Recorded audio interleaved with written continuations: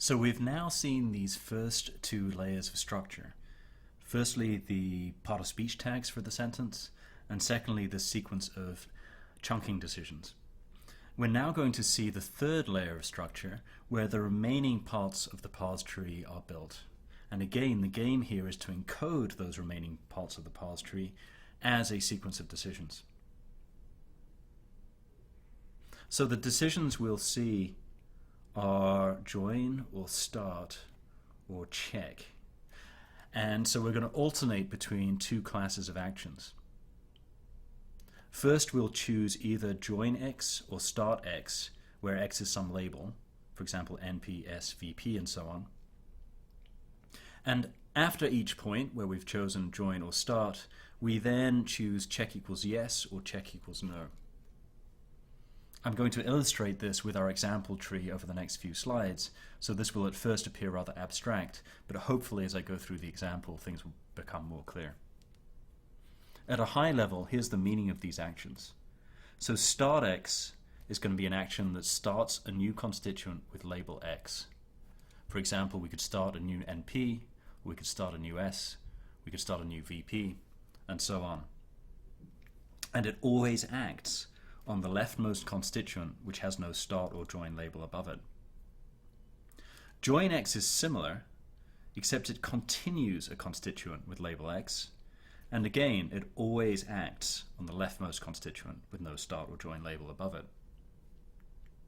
So intuitively, the first thing we'll do is choose whether to either start a new constituent or to continue an existing constituent.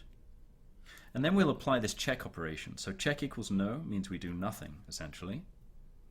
But if we say check equals yes, then as we'll see, this will take the previous join or start action and convert that into a completed constituent. Okay, so that's the abstract description. Now let's see how this pans out for this particular example.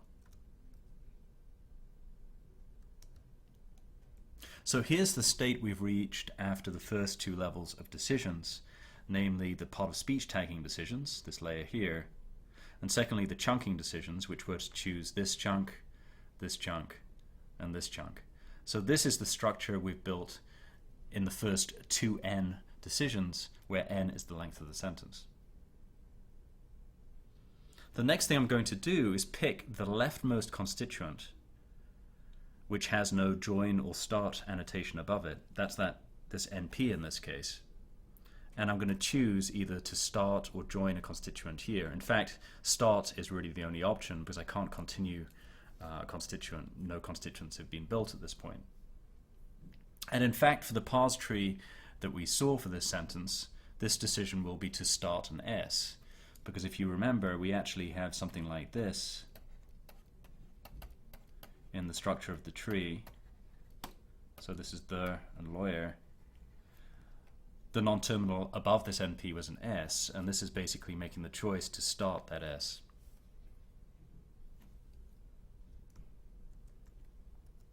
The next thing we do is a check operation.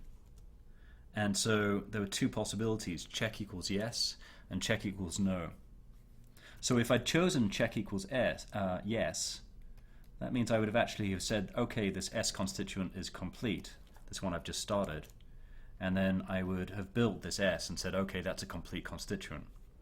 For the parse tree I showed you, for this sentence, this S has more than one child. And so we definitely don't want to say check equals yes and complete the constituent at this point. So check equals no. And basically that means we leave this structure unchanged.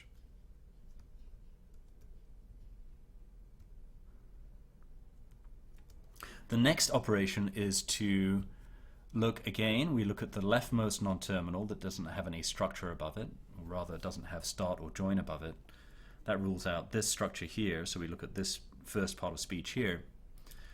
And we could either choose to start a new constituent, or we could choose to join S, which would mean we'd continue this S constituent.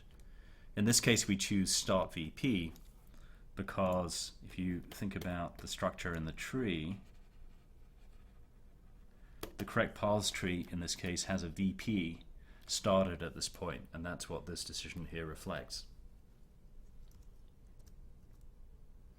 The next thing is again a check operation. We say check equals no. If it was yes, we would have completed this VP, and we would have this structure here. But that is actually incorrect for this sentence, for this parse tree I've shown you. And so check equals no, we leave this VP uncompleted. Next step, again, we go through this process of finding the leftmost non-terminal, which doesn't have any structure above it. That's this NP in this case, because this has structure, this has structure. And we could choose to start a new constituent, or we could choose to join an existing constituent. In this particular case, we're going to choose join VP, which means that this noun phrase is actually going to be the second constituent under this particular VP.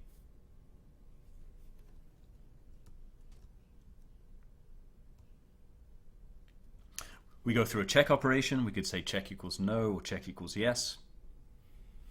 And for this particular parse tree, I actually had 3 children. I had a VT, I had an NP, and I had a prepositional phrase coming up, which is going to be built over here. So in this case, we're going to say check equals no. Otherwise, I would have immediately completed this constituent VP with these 2 children underneath it, and that would not be correct for this particular parse tree. Next step, you're hopefully getting the idea now. We pick the leftmost subtree that doesn't have any structure above it. That's this preposition here. We could choose to join the previous constituent or start a new one. We say start PP in this case. The prepositional phrase isn't complete, so we say check equals no. Again, we go back to the leftmost constituent that isn't completed or doesn't have structure above it. That's that NP. We could start a new constituent, or we could choose to join the previous one. In this case, we choose to join the prepositional phrase. And now finally, something interesting happens with respect to the check operation. So let me go back to the previous state.